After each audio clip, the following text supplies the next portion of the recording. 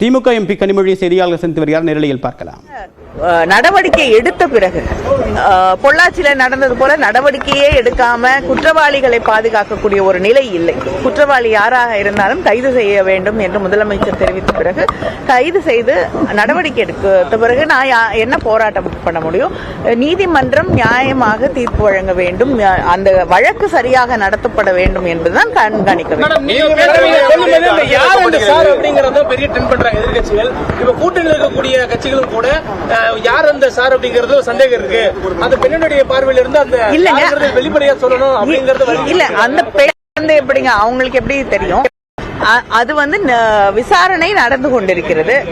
காவல்துறையும் வந்து அந்த போன் வந்து அப்போ வந்து ஏர்பிளைன் மோட்ல இருந்ததுங்கிறாங்க. விசாரித்துக் கொண்டிருக்கிறார்கள். விசாரணையிலே அது வெளிப்படலாம் அல்லது அப்படின்னு ஒரு நபர் இல்லை என்றும் தெரிய வரலாம். அதனால நான் சொல்லலைங்க. அது பிஜேபியில வந்து வழக்கமா வந்து நிர்பயா வழக்குல கூட வந்து அண்ணான்னு சொல்லியிருந்தா விட்டுருப்பாங்கன்னு சில பேர் சொன்னாங்க. அதை நான் சொல்றேன். நான் ஏன் வந்து சொல்ல போறேன்?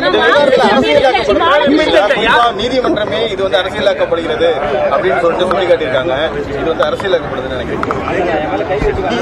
நிச்சயமாக அரசியலாக்கப்படுகிறது. நடவடிக்கை எடுத்த பிறகு போராடக்கூடிய ஒரு சூழல் இருக்கும் பொழுது எதிர்கட்சி அதை கையில எடுத்துக்கொண்டு அரசியலாக்கத்தான் பார்க்கிறார்கள்.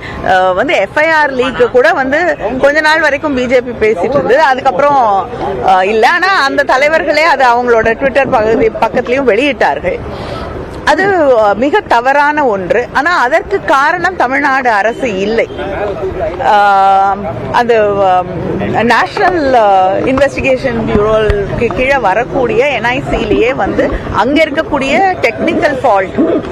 அதனாலதான் அந்த பிஎன்எஸ், ஏன்னா அது பாரதிய நியாயா சங்கீதாவா ஏதோ புது பேர் வச்சிருக்காங்க, அந்த ஒரு வெப்சைட்ல இருக்கக்கூடிய ஃபால்ட் அப்படின்னு அவங்களே ஏற்றுக்கொண்டு இருக்கக்கூடிய ஒரு சூழல்ல அதையும் வந்து தமிழ்நாடு அரசாங்கத்தின் மீது ஒரு குற்றச்சாட்டாக மாற்றுவது நிச்சயமாக அரசியலாக்கக்கூடிய ஒரு செயல்.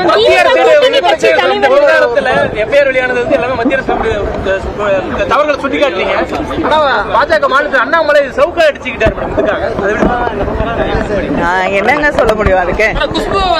ஆடுகள் அடைக்கக்கூடிய இடத்துல மதுரையில் அடைச்சிட்டாங்க அப்படின்னு சொல்றாங்க. எதனால மேடம் அது மாதிரி?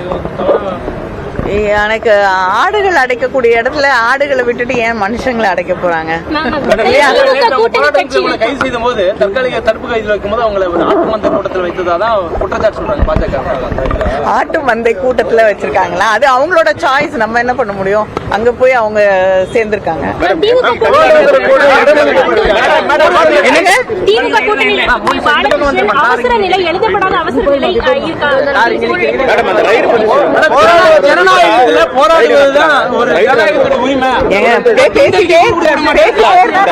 முடிக்க மாட்டேன்.